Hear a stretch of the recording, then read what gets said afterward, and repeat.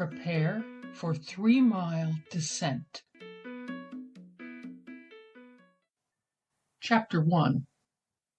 Wormwood, who lived in the basement, wouldn't leave when Ellen and I bought the big yellow house. Wormwood isn't a name which leaves a good first impression, is it? It sounds invasive and toxic. But Ellen Googled wormwood and discovered that it's the common name for the herb Artemisia. Presumably, Artemisia is named for Artemis, sacred forest huntress. The herb has antiseptic properties and is used to make absinthe. The wormwood I knew was clean but not antiseptic, was held sacred by no one, and would not move out of my house. As we'd hoped to do since we found out Ellen would be appointed chair of her department, my wife and I purchased the enormous mustard-colored house from Cufton College. The school had acquired Horton House 40 years earlier as a bequest after a negative outcome from surgery to remove Margaret Hoople Horton's spleen. Though flimsy interior walls divided Horton House into 3 apartments, 2 downstairs, 1 up. Each living area was roomy, with high ceilings and wide multi-paned windows. The basement where Wormwood lived was roomy but dimly lit. The narrow basement windows, set into the cinder blocks, were dirty rectangles surrounded by half-dead salvia twigs. The ceilings down there were head-smackingly low, but there was plenty of space to move around in. On the day that Ellen and I first toured Horton House, Wormwood was down in her basement lair, sleeping under a crocheted orange afghan. Personally, I found it odd to be shown a house where someone was sleeping on a folding cot, but our real estate agent was Ellen's brother, Adam, so I kept my own counsel.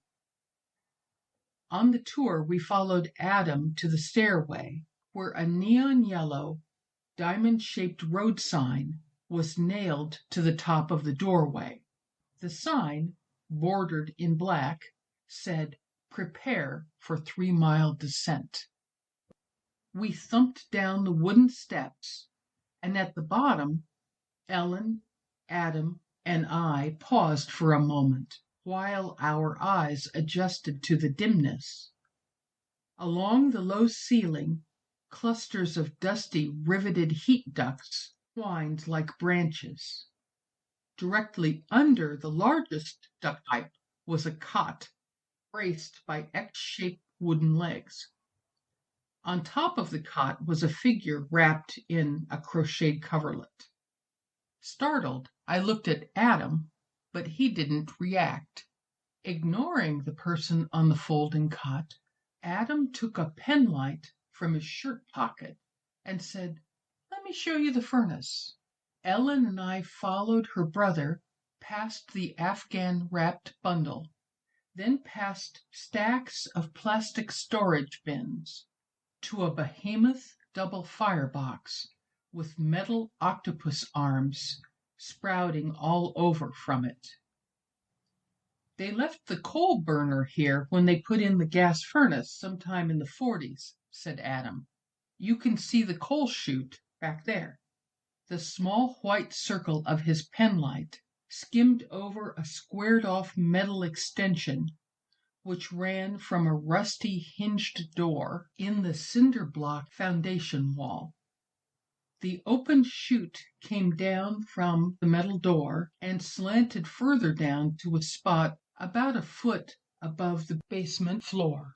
The concrete still showed black sooty dust down in its crevices. "They had a coal bin there at one time," Adam said, "but that's been taken out." The small circle of light returned to the furnace. "This boiler's had a safety valve put on right here." He reached out with the slim silver flashlight and tapped the electrical box bolted onto the furnace's side panel. because no one wanted the boiler to run dry and go bluey. How exactly does the safety device work? I asked. Sensor in there, said Adam. Water sensor. If the level goes down to a certain point, the relay shuts the furnace off. He clicked the flashlight and the small white circle disappeared.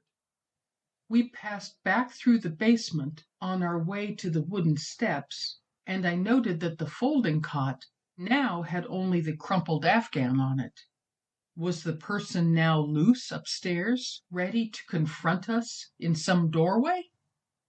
Abruptly, the sound of rushing water came from my left, and a narrow, dark brown door opened, revealing a tall, thin figure wrapped in an oversized terry robe, emerging from a tiny three-quarter bath. The person looked at me without interest, then returned to the cot and rolled up again in the afghan, crochet-covered back toward me.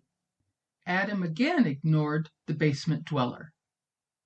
He put the slim silver penlight into his shirt pocket as we passed the open doorway of the tiny, steamy bathroom. There's a commode, a sink, and a shower down here, he said, moving to the stairs. But you've got 3 nicer bathrooms upstairs. Ellen and I clomped up the wooden treads after him. Adam stopped and spoke over his shoulder. You may want to just close that one off. From behind me, I heard the person on the cot rustle irritably on the thin mattress. As Adam moved upstairs into the kitchen of the west-facing apartment, I reached around Ellen's shoulder and pointed to the "Prepare for 3-mile descent" sign. This one looks like the real deal, I said. The highway department may be looking for it, but where do you take your car 3 miles underground?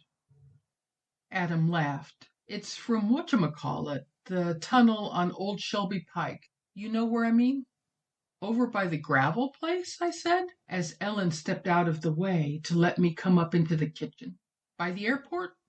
That's the one, said Adam, flicking the wall switch so that the ceiling fixture's fluorescent tubes buzzed on. After a moment, I noted that the bulb toward the refrigerator grew fainter, then blinked off. Adam noticed it too, looked up, and frowned.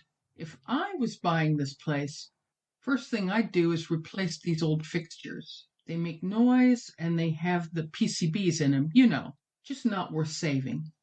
He clicked the light switch off again. What was I saying? The tunnel, said Ellen. That's right, said Adam. A lot of trucks went up and down Shelby Pike.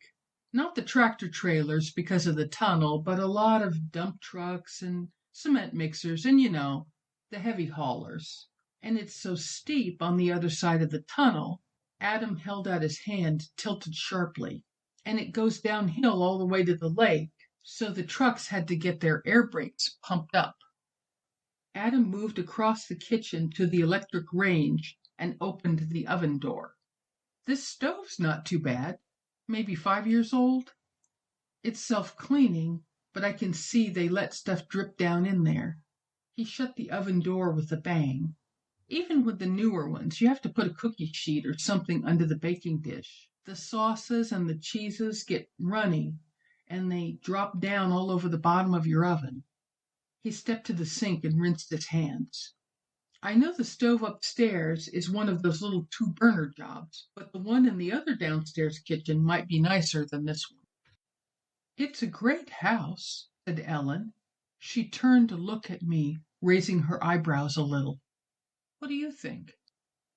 It's what we've been looking for, I told Adam. When you get home, have Sadie look at her social calendar, and we can all go get drinks and dinner at Spinnaker's, and you can go through the paperwork with us. Sound all right? I think we can pencil you in, said Ellen's brother, smiling. He reached into his pocket and pulled out a chrome ring with several tagged keys on it. But of course we'll have to wait on the tear-out until the paperwork's signed over. Insurance and all, I'm sure you understand. What about, I said, waving toward the doorway to the basement stairs. Oh, Wormwood, said Adam. He looked at Ellen. Wormwood, I said. Is that a last name, a first name? I think it's a one name thing, said Adam, like Sting or Cher or Prince. I'll stop by in a day or two and see what we can work out, Ellen said to me. Don't worry about it.